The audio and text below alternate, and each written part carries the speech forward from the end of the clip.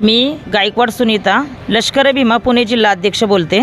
आणि ज्यावेळेस आम्हाला ही घटना कळली 23 तारखेला ज्या 11 मुली गायब झाल्या त्या कशा गायब झाल्या, का गायब झाल्या, कारण की आम्ही ज्यावेळेस इथं प्रत्यक्षात पाहण्यासाठी आलो होतो त्यावेळेस आम्हाला आतमध्ये जाऊसुद्धा दिलं नाही। आम्हाला म्हटले नाही तुम्ही बाहेरच थांबा, काय असेल ते वरती सांगा, वरून ऑर्डर्स घेऊन या, मग आम्हाला भेटा।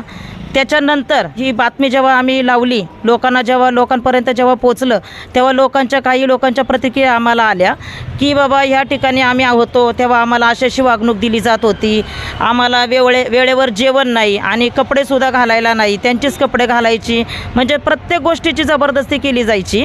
आणि प्रत्येक वेळेस म्हणजे मुलींना सॅनिटरी पॅड वगैरे सुद्धा मिळायचे नाही। वेळोवेळी एखाद्या मुलीला जर जास्त त्रास होत असेल तर तिला ते सुद्धा मिळत नाही। मग अशा वेळेस जर गव्हर्नमेंट जर ह्यांना जर समजा मदत करत असेल तर मग हे काय करतात। आणि मुलींना जेवण वेळेवर नाही आहे, त्यांना जेवताना पण व्यवस्थित जेवण दिलं जात नाही आहे, नुसता भात देतात, एकच चपाती देतात। एका चपातीवरती त्या महिलेने जेवायचं काय, एका चपातीत कुणाचं पोट भरतं। आणि सकाळी जर नाश्त्याला जर समजा तुम्ही विचारलं तर असं तर आहे, नाही तर मग रात्रीचा शिळा भात गरम करून द्यायचा। दुसरी गोष्ट जर भात जर नसेल तर त्यावेळेस फक्त टोस्टचे 3 तुकडे फक्त दिले जातात त्यांना।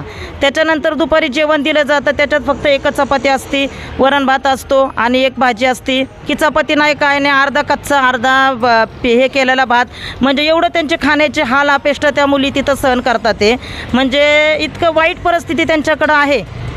तर ह्याच्यावरती जर जोपर्यंत ह्या 11 मुलींवरती जोपर्यंत शोधत नाहीत तोपर्यंत आम्ही गप्प बसणार नाही आहे। आणि पहिली गोष्ट जोपर्यंत हे लोक काही करत नाही तोपर्यंत आम्ही त्यांना सोडणार तर नाहीच आहे।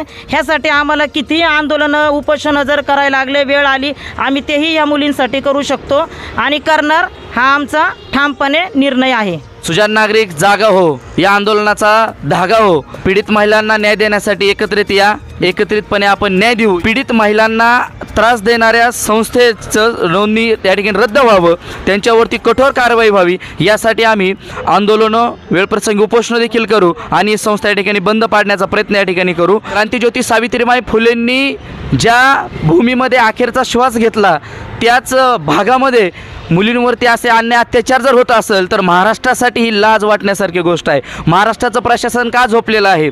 आज आपण महाराष्ट्रामध्ये पाहतोय प्रत्येक बंधुबाबा येतोय, तो काहीतरी कारनामे करतोय, ते तुम्ही उघडकीस आणताय, त्याला दाबायचा प्रयत्न करताय। प्रत्येक ठिकाणी आज महाराष्ट्रातून मुली गायब होत आहेत, त्या न्यूजला पेपरला रोज त्या बातम्या जाहीर होत आहेत, रोज ते तुम्ही पाहता। मग इथं आम्ही ओरडू या ठिकाणी प्रशासनाला सांगत आहे की 11 मुली त्या ठिकाणी गायब झाल्यात। मग प्रशासनाने झोपेची चादर का घेतलेली आहे? खऱ्या अर्थानं प्रशासनाला यांच्याकडून काय गोळ्या दिल्या गेलेल्या आहेत का यांच्याकडून काय डोनेशन रिलेशन जपण्यासाठी दिलं गेलेलं आहे का चिरीमिरी दिलेली आहे की काय? आणि या चिरीमिरीच्या बळावरती खऱ्या अर्थानं प्रशासनाने दाबायचा प्रयत्न करते काय, हेच मला सांगायचा प्रयत्न या ठिकाणी मी मीडियाच्या माध्यमातून करतोय।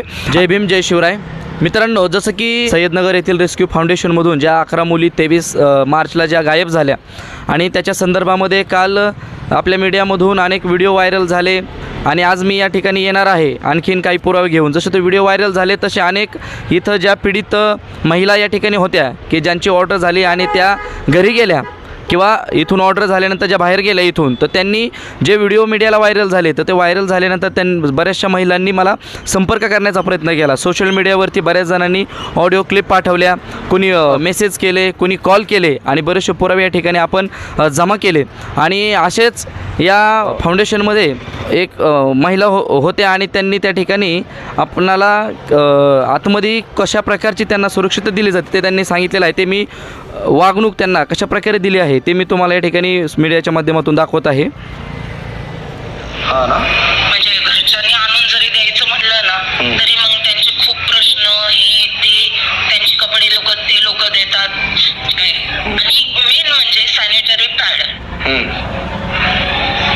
हे जर तुम्ही प्रोव्हाइड करू शकत नाही तर तुम्ही प्रत्येक मुली मागे एवढे पैसे का घेतात? अरे बापरे, 21 दिवसासाठी म्हणलं तरी बघा ना, तुम्ही 2-2.5 हजार रुपये पर डे घेत असतील एका मुलीच्या, आहे ना? तुम्ही भात जर बघितला ना, भात असा अर्धा कच्चा, अरे बापरे, एकदम फडफडीत भात, आपण घरात खातो बासमती नाही तर इंद्रायणी, काय तुम्हाला सांगते, एकदम तो असा कोरडा फट भात, त्याच्यावर ती डाळ पण लिमिटेड, त्याच्यात पोटभर जेवण मिळत नाही हे पण सांग। आणि संध्याकाळी चपाती वगैरे नसते ना? त्या पोरींना मारून फक्त एक? हो, एक चपाती असते दुपारी, हां. डाळ भात मग आणि भात खूप म्हणजे भात जास्तीत असतील. नॉर्मल खातो ना, आपल्याला लागतो लिंबू एवढा भात. बरोबर आहे. म्हणजे थोडंसं जेवण झाल्यानंतर. ठीक आहे, ते लोक आहेत ना, थोडंसं म्हणजे एक नॉर्मल असतं. बरोबर. म्हणजे साऊथ इंडियन लोक किंवा बिहारी लोक कमी पडतील एवढा भात देतात. बापरे. त्याच्यात पण आता तरलेलं त्या भातात सुद्धा कटोती केलेली होती त्यांनी. हॅलो, हा ऐकतोय, बोला की. भाज्या सुद्धा अशा की त्याला मीठ नाही, मसाला नाही, काही नाही. बरं, आपण जर एखाद्या वेळेस मीठ मागितलं ना, ह्यांचं कारण काही येतं माहितीये का? नाही, मीठ मसाला टाकला की पोरीला माजतात. अरे तर मित्रांनो, आपण आता हे ऐकलंच असेल. हे पाहिल्यानंतर माणसाचं रक्त उसळणार की नाही, कारण की या ठिकाणी आपण पाहतो हे आहे पीडित महिलांसाठी असणारं ते संरक्षणगृह आहे. त्या ठिकाणी जर अशी त्यांना वागणूक दिली जात असेल तर आपण एक समाज म्हणून, एक समाज बांधव म्हणून आपण या संस्थेप्रती कशा प्रकारे निदर्शने दाखवली पाहिजेत. आणि जसं आता मी तुम्हाला ज्याचे व्हिडिओ दिले त्या व्हिडिओमध्ये तर तुम्ही ऐकलंच त्या महिलांना इथं वागणूक कशा प्रकारे दिली जाते. तर खऱ्या अर्थानं या संस्थेला शासन मान्यता आहे, म्हणजे शासनाची मदत या ठिकाणी संस्थेला आहे. मग संस्थेला शासनाची मदत असताना देखील जर संस्था अशी वागत असेल तर आमचा आरोप आहे की प्रशासनच या संस्थेला, या फाउंडेशनला असा वागायचा अधिकार देते की काय. आणि ही संस्था अशा प्रकारचं गैरवर्तणूक करत असताना देखील या भागातील स्थानिक जे काही पोलीस असतील, पोलीस प्रशासन असेल, हे गप्प काय, ह्यांनी मुग गिळून गप्प काय बसलेले आहेत. मी आत्ता या ठिकाणी माझ्याकडे जे पुरावे आहेत, आत्ताशी फक्त एक पुरावा फक्त उघड केलेला आहे. आता जे व्हॉट्सॲप, इंस्टाग्रामला जे पुरावे माझे आलेले आहेत ते मी इथून पुढं तुम्हाला वेळोवेळी आणि प्रत्येक वेळेस मी तो पुरावे तुम्हाला मी देणार आहे. पूर्ण एकत्रित करून ठेवलेत. तुम्हाला मी वेळेवेळेला थोडे पुरावे मी देत जाईल. आणि दुसरं, आता आम्ही काळेपड पोलीस स्टेशनचे senior PI Mansingh Patil sir यांच्याकडे जाणार आहोत. त्या ठिकाणी जाऊन की आज 8 दिवस झाले तरी या सदर घटनेवर त्यांनी कुठल्या प्रकारचा गुन्हा दाखल का करून घेतला नाही, हा जाब त्यांना विचारा. त्या ठिकाणी आम्ही जाणार आहे.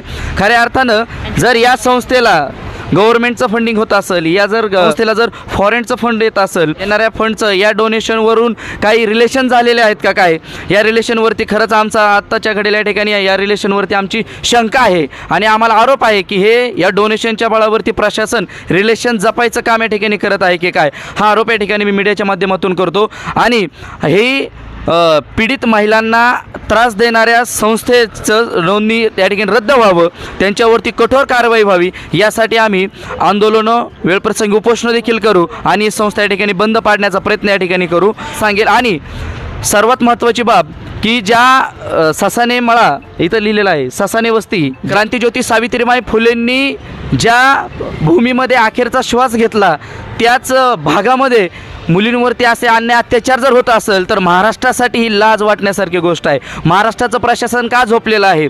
आज छोट्या इथं देशामध्ये आपण महाराष्ट्रामध्ये पाहतोय, प्रत्येक बंधुबाबा येतोय, तो काहीतरी कारनामे करतोय, ते तुम्ही उघडकीस आणताय, त्याला दाबायचा प्रयत्न करताय. प्रत्येक ठिकाणी आज महाराष्ट्रातून मुली गायब होत आहेत.